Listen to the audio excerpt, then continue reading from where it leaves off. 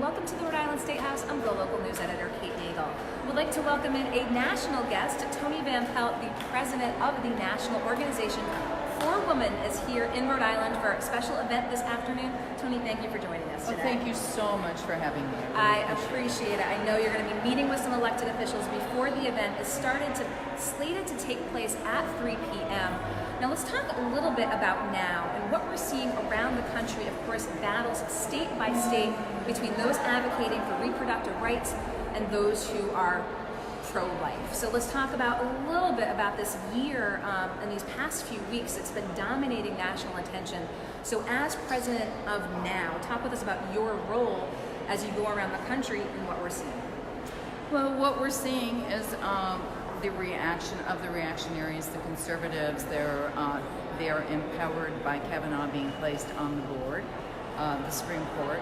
And so you see them as it's a legislative strategy that the anti-choice people have used for decades now. They shop a bill and they shop it in 13 states, and that's what we see happening, these very restrictive abortion bans, because they want to get their bill up to the Supreme Court. But that's not going to happen. There are already 20 bills that are in the pipeline, and it's likely one of those will come up. And let's talk a little bit about that. Obviously, we saw the other week the Supreme Court indicating they're not going to take up that one from Indiana, the one signed into law by now Vice President Mike Pence. Yeah. Let's talk about that pipeline looking at the Supreme Court, because one of the things we do know, the Supreme Court composition as it stands in 2019 might not be who it's going to be, likely not, if something does get to the Supreme Court. So let's talk about what you anticipate moving forward, if any of those decisions at the lower court you think are sort of in that pipeline to make it to the Supreme Court, and if or when that would happen. Well, I really think that the Supreme Court strategy of the Chief Justice is just to chip away, chip away, chip away. I think that they will not overturn Roe directly, but it will be made gutless. So it really won't matter if they don't overturn Roe, because what they're doing is placing undue burden after undue burden on women.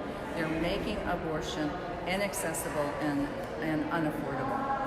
In the campaign platform that President Donald Trump had run on, again, with this particular issue, is what we're seeing here today in April, in May, in June 2019, what you expected all along, or are there some differences from what you talked about on the trail and what we're seeing in the States? I think that he's becoming more and more radical, and he's becoming more and more outspoken, and he's driving much of this. We saw in the past where we have really radical anti-abortion people bombing clinics and chaining themselves to clinic doors. We had the same thing going on. We had elected officials at the county level, at the state level, using this kind of rhetoric, giving permission to the crazies to do the things that they're doing. And these crazies right now are in the state legislatures, but not in Rhode Island, certainly not in Nevada, not in these other states. What's really important for us now is to get more feminist women elected to these legislatures.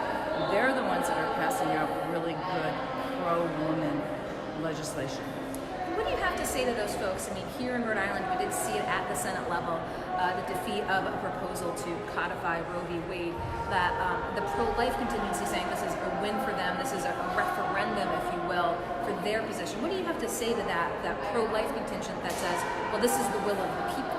Well, we know it's not the will of the people. We know that what is going on in these states, a lot of this has to do with gerrymandering, it has to do with voter suppression. And these are the things that we are fighting, that we're lifting up, and we're seeing that happening around the country. The majority of this country is pro-choice. They believe in a woman's right to decide on her own destiny without interference from others. And here in Rhode Island, of course, again, that piece of legislation not making it out of the Senate committee, talk of a compromise. Is there room for middle ground, either here in Rhode Island or other states that you've seen as well? Have you seen pro-choice and pro-life people come together for again, that sort of compromise legislation? Could it happen here in Rhode Island? You know, I don't know if the legislation can happen here. I see that compromise happening with pro-life individuals who've spent their life doing that, and then all of a sudden they need an abortion, and they cross those clinic lines, and they go in and they do get an abortion for themselves.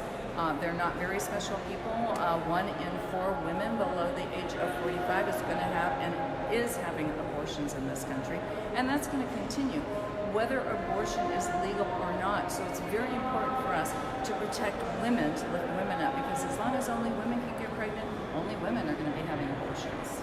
So let's talk a little bit, as you said, those women that you are advocating for as president of now, running for state office, as you said, on those pro-women platforms. Do you anticipate a change looking at 2020? Do you think that these legislatures that have passed these pieces of legislation, there's potential to undo it? Yes, of course we do. And one of the other things that I should mention is that we only are one state short right now of ratification of the Equal Rights Amendment. And we really do need to get the Equal Rights Amendment passed, because then we're not going to have to deal with this. Because the Equal Rights Amendment will afford women legal constitutional protection so that we don't have to fight, oh, now we've got a really good law, now that law is overturned.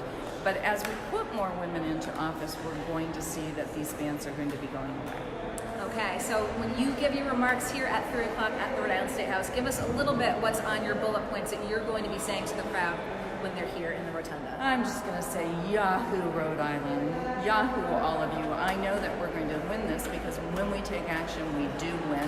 And I am going to be pointing out the radical agenda of the current person in the White House with the people that he's put, so that we really all do understand who is running this country right now, because I really don't think most of us do know. And as the president of the National Organization for Women, do you live out of your suitcase? I do live out of my suitcase, and it is something that I'm very happy to do. I'm very excited to travel the country and to lift up women wherever I go. Well, Toni Van Pelt, I know that you've got people to meet here at the State House. Again, 3 o'clock, there will be a rally in the rotunda put on by the National Organization of Women, both at the national level with President Toni Van Pelt, and here Hillary Levy-Friedman and others will again be gathering at the State House. So, Toni Van Pelt, I really appreciate your taking the time to come and meet with us. Thank you so much for having me. And thank you for watching. We'll be back with more on GoLocal Live shortly. Of course, catch us on Facebook and GoLocalProud.com. We'll catch you soon on GoLocal.